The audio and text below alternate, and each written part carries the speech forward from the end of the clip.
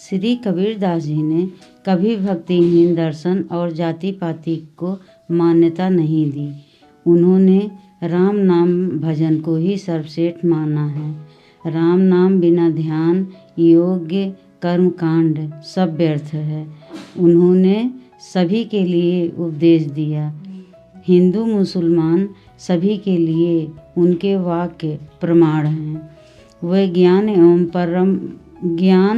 एवं पराभक्ति की आनंदमयी अवस्था में सर्वदा स्थित रहते थे।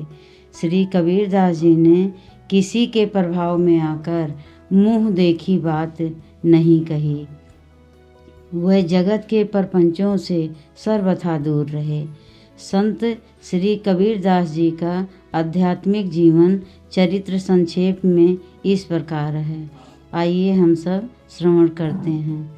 श्री रामानंद जी का शिष्य बनने की घटना।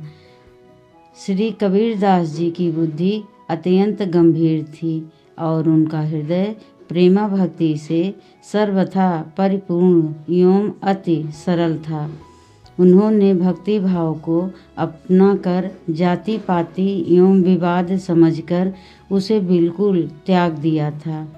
इसी समय एक दिन आकाशवाणी हुई कि अपने शरीर में तिलक रमाओ, आचार्य श्री रामानंद को अपना गुरु बनाओ, गले में तुलसी माला धारण करो। यह सुनकर कबीरदास जी ने कहा कि मैं उससे मंत्र दीक्षा कैसे लूँगा। वो मुझे मलेच्छ मानकर मेरा मुख भी नहीं देखना चाहेंगे। पुनः आकाशवाणी ने कहा, वो गंगा स्नान करने जाते हैं। उस समय मार्ग में अपने को उनके चरणों में डाल देना। नित्य प्रातः काल प्रहर मुहूर्त में गुरु जी गंगा स्नान करने कते थे। श्री कबीरदास जी गंगा घाट की सीढ़ी पर लेट गए। यथा समय गुरु जी पधारे। उनका श्री चरण कबीरदास जी के सिर पर पड़ गया। सहसा उनके मुख से निकला, राम राम कहो। श्री कबीरदास जी राम नाम मंत्र दीक्षा के रूप में ग्रहण कर लिया और घर चले आए। श्री कबीरदास जी ने वही किया जैसा कि आकाशवाणी ने कहा था। अर्थात अपने शरीर पर रामानंदीय द्वादश तिलक लगाया और गले में तुलसी कंठी पहन ली। अपने लड़के का साधु वेश देखकर एवं उसे रात दिन राम नाम जपते देखकर माता ने इसे बड़ा उत्पात माना और बड़ा हल्ला मचाने लगी कि मेरे लड़के को किसी ने हिंदू बाबा जी बना दिया। धीरे धीरे यह बात श्री रामानंद जी के पास तक पहुंच गई। फिर किसी ने आकर यह भी बताया कि जब कोई उनसे पूछता है कि तुम किसके शिष्य बन गए हो, तब वह आपका ही नाम लेता है। यह सुनकर गुरु ने आज्ञा दी कि उसे पकड़कर मेरे पास आओ। आजानुसार लोग कबीरदास जी को बुला लाए। पर्दे के पीछे बैठकर श्री स्वामी जी ने पूछा, हमने तुमको कब शिष्य बनाया? तब श्री कबीरदास जी ने गंगा घाट की सब घटना स्मरण कराई और बोले, श्री राम नाम ही महामंत्र है।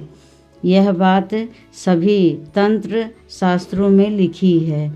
वही प्रदान कर आपने मुझे शिष्य बनाया। यह सुनकर श्री स्वामी जी अति प्रसन्न हुए और पर्दा खोलकर बाहर आए तथा कहा, वत्स, तुम्हारा सिद्धांत सत्य है। श्री राम नाम को ही हृदय में धारण करो। श्री कबीरदास जी की दिनचर्या और भक्ति, वो कपड़ा चुनते थे, जुलाहा थे, किंतु उनके हृदय में श्री राम नाम रूप मंडराया करता था। वो कपड़ा उतना ही बुनते थे जितने से परिवार का खर्च चल जाए। एक बार बाजार में कपड़ा बेचने के लिए आप खड़े थे कि एक साधु आपके पास आकर बोला कि मुझे कपड़ा दीजिए, मेरे पास पहनने के लिए कुछ नहीं है। तब आप उसे आधा थान फाड़ कर देने लगे। तो उसने कहा, इस आधे थान से मेरा काम नहीं चलेगा। श्री कबीरदास जी ने कहा, यदि पूरा थान लेने का निश्चय आपने अपने मन में किया है तो लीजिए, यह पूरा थान ही लीजिए। श्री कबीरदास जी के घर पर उनकी स्त्री लोई, माता नीमा, पुत्र कमाल और पुत्री कमाली सभी रास्ता देख रहे थे। घर में भोजन सामग्री का अभाव था, अतः सभी भूखे थे। कपड़ा बेचकर मूलधन से सूत और मुनाफे से सामान खरीदकर आता था, उसी से निर्वाह होता था। दूसरे दिन के लिए कुछ बचता ही नहीं था। श्री कबीरदास जी ने विचार किया कि घर में सभी भूखे होंगे, खाली हाथ चलकर क्या करूँगा। वो बाजार में ही इधर उधर कहीं छिप गए। घर में क्या लेकर आते, पूरा थान तो दान कर चुके थे। भगवान घट घट वासी हैं। श्री कबीरदास जी के सच्चे भक्ति भाव को जानकर और घर के लोगों को दुखी देखकर वह व्यापारी केशव बंजारे का रूप धारण कर बैलों के ऊपर बहुत सा आवश्यक सामान लाद कर लाए। तब सब सामान उन्होंने कबीरदास जी के घर में रख दिया और कहा, यह सामान सुविधा के लिए है, इससे आराम से निर्वाह करो। 3 दिन बाद जब श्री कबीरदास जी लौटकर घर नहीं आए, तब 2-4 आदमी गए और ढूंढकर उन्हें लिवा लाए। घर आकर कबीरदास जी ने सब बात सुनी कि एक व्यापारी बहुत सा सामान लाकर डाल गया। तो उन्होंने जान लिया कि मेरे कष्ट को देखकर स्वयं भगवान को कष्ट हुआ, तभी उन्होंने सामान पहुंचाने को कष्ट उठाया। विचार कर कि श्री राम रघुवीर ने मुझ पर अत्यंत कृपा की, आप परमानंद में मग्न हो गए। उसी समय भक्तों की भीड़ को बुलाकर श्री कबीरदास जी ने सारा सामान लुटवा दिया। ताना बाना कपड़ा सब हृदय में आनंद की बाढ़ आ गई। यह सुनकर ब्राह्मणों का धर छूट गया। वह क्रोधित होकर दौड़ते हुए कबीरदास जी के यहाँ आए और बोले, क्यों रे जुलाहे, तूने इतना धन पाया और हम लोगों को नहीं बुलाया। शूद्रों को बुलाकर सब धन उन्हें दे दिया। या तो हमें भी धन दो, नहीं तो यहाँ से बाहर भाग जाओ। श्री कबीरदास जी ने कहा, अब मेरे घर में तो कुछ भी नहीं है, आप लोग घर में घुसकर देख लीजिए। आप नहीं मानते हैं तो यहीं बैठे में मंडी में जाता है, कुछ मिलेगा तो लाकर दे दूंगा। यह कहकर श्री कबीरदास जी ने बड़ी कठिनाई से अपना पीछा छुड़ाया और मंडी में जाकर छिप गए। इस प्रकार उन्होंने संकट को टाला। इसी समय भगवान श्री कबीरदास जी का रूप धारण करके आए और बहुत सा धन लाए। उन्होंने ब्राह्मणों को संतुष्ट करके इस प्रकार भगवान ने अपने भक्त के कीर्ति की रक्षा की। कबीरदास जी के जीवन की कुछ चमत्कार। ब्राह्मणों को संतुष्ट करने के लिए भगवान ने ब्राह्मण का रूप धारण किया और वहां पहुँचे जहां श्री कबीरदास जी छिपकर बैठे थे।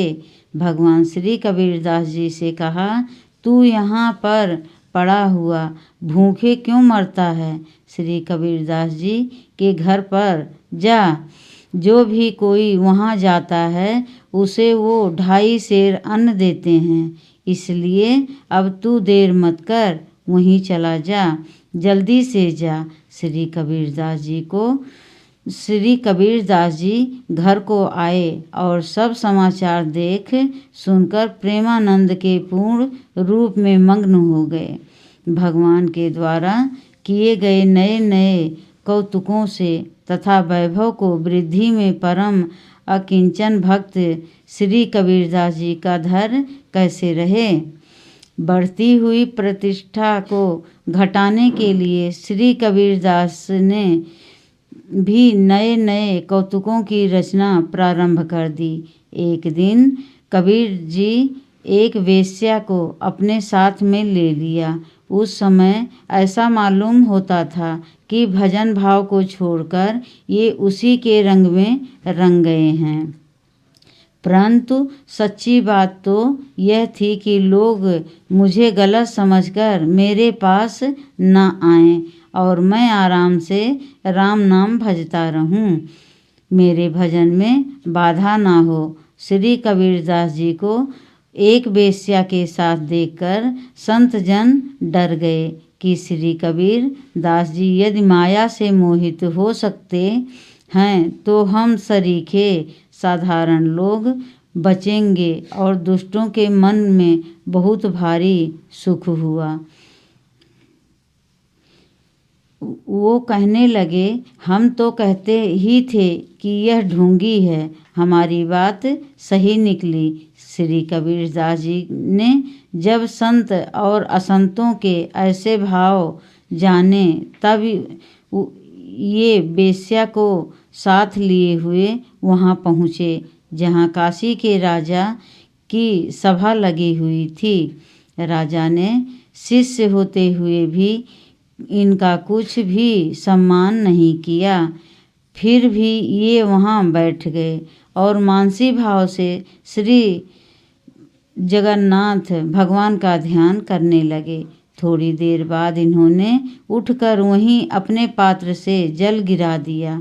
यह देखकर राजा के मन में कुछ चिंता हुई और उसने पूछा, आपने यह क्या किया, जल क्यों गिराया? श्री कबीरदास जी ने कहा, श्री जगन्नाथपुरी में श्री जगन्नाथ जी का रसोइया भोग का थाल मंदिर में लिए जा रहा था। उसका पैर जलने वाला था, इसीलिए आग को बुझाकर मैंने उसकी रक्षा की है। यह सुनकर सभी को बड़ा आश्चर्य हुआ। राजा ने इनकी जांच के लिए आदमी भेजे। उन्होंने लौटकर समाचार दिया कि श्री कबीरदास जी की बात सत्य है, बिल्कुल सत्य है। राजा ने मन में अपना अपराध मानकर रानी से कहा, श्री कबीरदास जी को यह बात तो सत्य निकली, राज्यसभा में कृपा करके पधारे। मैंने उनका अपमान किया, इसीलिए मेरे मन में बड़ा भारी दुख है। इस अपराध से बचने के लिए मैं कौन सा उपाय करूं? रानी ने कहा कि उन्हीं के शरण में जाने से काम बनेगा। तब राजा ने घास का एक बड़ा भारी बोझ सिर पर रख लिया और गले में कुल्हाड़ी बांध ली। इस प्रकार भाव में भीगा हुआ राजा रानी को साथ में लेकर श्री कबीरदास जी की शरण में चला। राजा रानी ने लोक लज्जा सर्वथा परित्याग कर दिया था। दोनों बाजार से होकर निकले। हमने बड़ा अनुचित कार्य किया है, ऐसा सोच सोचकर उनके शरीर क्षण प्रति क्षण क्षीण हो रहे थे। श्री कबीरदास जी ने दूर से राजा को आते देखा तो अत्यंत व्याकुल हो गए। वो उठकर राजा के पास आए और उन्होंने घास का बोझ उतरवा दिया, गले की कुल्हाड़ी खुलवा दी। राजा रानी के भाव से श्री कबीरदास जी अत्यंत संतुष्ट हो गए। मैं तुम्हारे ऊपर रुष्ट नहीं हूँ, ऐसा कहते हुए उन्होंने उपदेश देकर उन्हें प्रसन्न किया। कबीरदास जी और बादशाह सिकंदर लोदी श्री कबीरदास जी की बढ़ती हुई महिमा को देखकर ब्राह्मणों के हृदय में ईर्ष्या पैदा हो गई। उस समय भारत का तत्कालीन बादशाह सिकंदर लोदी काशी आया हुआ था। भक्त विमुख ब्राह्मणों ने कबीरदास जी की माता को भी अपने पक्ष में कर लिया और इकट्ठे होकर सिकंदर लोदी के दरबार में गए। सबों ने पुकार की कि इस कबीरदास ने सारे गांव को दुखी कर रखा है, मुसलमान होकर हिंदू बाबा जी बन गया है, किसी धर्म को न मानकर डींग फैलाता रहता है। बादशाह ने तुरंत आज्ञा दे दी कि उसे अभी पकड़कर मेरे पास ले आओ, मैं उसे देखूंगा कि वह कैसा मक्कार है। बादशाह की आज्ञा पाकर सिपाही लोग श्री कबीरदास जी को ले आए और बादशाह के सामने खड़ा कर दिया। तब किसी काजी ने श्री कबीरदास जी से कहा, ए बादशाह सलामत है, उन्हें सलाम करो। उन्होंने उत्तर दिया कि हम श्री राम के अतिरिक्त दूसरे किसी को सलाम करना जानते ही नहीं हैं। श्री कबीरदास जी की बातें सुनकर बादशाह ने इन्हें लोहे की जंजीरों में बंधवाकर गंगा जी की धारा में डुबा दिया, परंतु ये जीवित ही रहे। लोहे की जंजीरें ना जाने कहाँ चली गईं। ये गंगा जी की धार से निकलकर तट पर खड़े हो गए। तत्पश्चात बादशाह की आज्ञा से बहुत सी लड़कियों में इन्हें दरबार दबाकर आग लगा दी गई। बादशाह की आज्ञा से बहुत सी लकड़ियों में इन्हें दबाकर आग लगा दी गई। उस समय नया आश्चर्य हुआ, सभी लकड़ियां जलकर भस्म हो गईं और इनका शरीर इस प्रकार चमकने लगा जिसे देखकर तपे हुए सोने की चमक भी लज्जित हो जाए। जब यह उपाय भी व्यर्थ हो गया तो एक मतवाला हाथी लाकर उसे उनके ऊपर झपटाया गया, परंतु लाख प्रयत्न करने पर भी हाथी श्री कबीरदास जी के पास नहीं आया। बड़ी जोर की चींगा घड़कर वह दूर भाग जाता था। इनके समीप में हाथी के न आने का कारण यह था कि स्वयं श्री राम जी सिंह का रूप धारण कर श्री कबीरदास जी के आगे बैठे थे।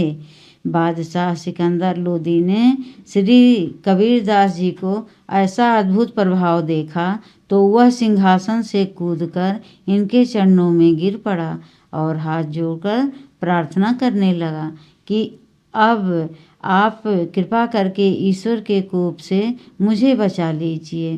श्री कबीरदास जी ने कहा, अब कभी भी किसी साधु संत के ऊपर ऐसा गजब न करना। बादशाह ने कहा, प्रभु, गांव, देश तथा अन्य सुख सुविधा के सभी सामान को जो जो आप चाहें वह सब मैं आपको दूंगा। तब आपने उत्तर दिया, हम तो केवल श्री राम जी को चाहते हैं और उन्हीं को जपते हैं, दूसरे किसी धन से हमें कुछ भी प्रयोजन नहीं है। इस प्रकार बादशाह से सम्मानित होकर आप अपने घर आए। श्री कबीरदास जी की विजय से वो विरोधी ब्राह्मण लोग अत्यंत लज्जित हुए। साधुओं से शाप दिलाकर इन्हें परास्त करने का विचार से उन्होंने अपने में से 4 ब्राह्मणों के सुंदर बैरागी साधुओं के से वेश बनाए। उन चारों को चारों दिशाओं में भेज दिया। वो लोग दूर दूर तक गांव में साधुओं के स्थानों और नामों को पूछ पूछ कर सब जगह सबको न्योता दे आए कि अमुक दिन श्री कबीरदास जी के यहाँ भंडारा है, वस्त्र और दक्षिणा का भी प्रबंध है, आप पधारें। भंडारा सुनकर अगड़े साधु संत श्री कबीरदास जी के यहाँ आए। तब आप घर से अलग कहीं दूर जाकर छिप गए। अपने भक्त की प्रतिष्ठा रखने के लिए भगवान स्वयं श्री कबीरदास जी का रूप धारण करके आ गए और भंडारे का प्रबंध करने लगे। बड़ी बड़ी पंगतें बैठ गईं। अब कबीरदास जी भी आकर इन्हीं में मिल गए। भगवान ने खिला पिलाकर और दान सम्मान से सभी साधु संतों को तथा श्री कबीरदास जी को भी अच्छी प्रकार से प्रसन्न किया। श्री कबीरदास जी को मोहित करने के लिए स्वर्गलोक से एक अप्सरा सुंदर वेशभूषा बनाकर आई, लेकिन इनके हृदय में दृढ़ भक्ति भाव को देखकर वह वापस चली गई, क्योंकि उसकी लाग नहीं लगी। श्री कबीरदास जी के सम्मुख आकर भगवान ने अपना चतुर्भुज रूप प्रकट कर दिया। उसका दर्शन करके इनके नेत्र सफल हो गए। ऐसे परम सौभाग्यशाली संत श्री कबीरदास जी थे। भगवान ने अपना कर कमल इनके मस्तक पर रखकर कहा, तुम धन्य हो, तुम्हारी बुद्धि मेरे नाम रूप आदि में पक गई है। अपनी इच्छा अनुसार जब तक चाहो इस मात्र लोक में रहो, मेरे गुणों का गान करो। उसके बाद अपने इस शरीर के सहित मेरे परम धाम वैकुंठ में चले आना। मगहर में जाकर आपने भव भक्ति का प्रताप दिखाया, भक्ति का प्रचार किया। अंत समय में आपने बहुत से पुष्प मंगाए, उन्हें बिछाकर लेट गए और भगवान के लोक जाकर भगवान से जा मिल गए।